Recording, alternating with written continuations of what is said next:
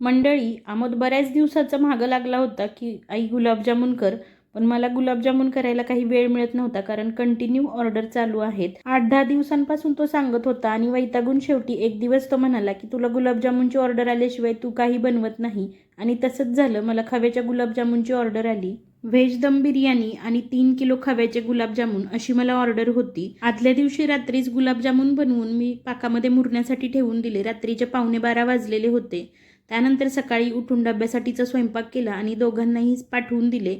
त्यानंतर व्हेज दम बिर्याणीसाठीचे भाज्या सगळ्या स्वच्छ निवडून स्वच्छ धुवून घेतल्या आणि त्यानंतर मॅरिनेशनसाठी ठेवून दिल्या.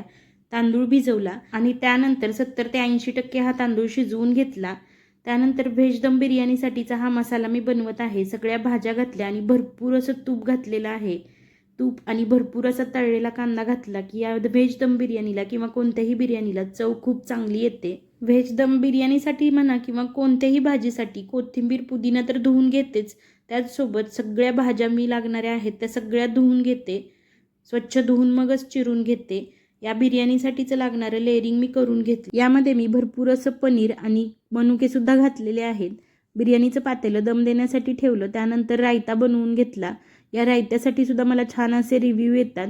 या ताई त्यांच्या नवीन फ्लॅटवरती जाणार होत्या त्यामुळे त्यांच्याकडे मीठ आणि साखर नव्हते. मी कोशिंबीरमध्ये ते मिक्स केले नव्हते त्यासाठी त्यांना ते वेगळं पॅक करून दिलं.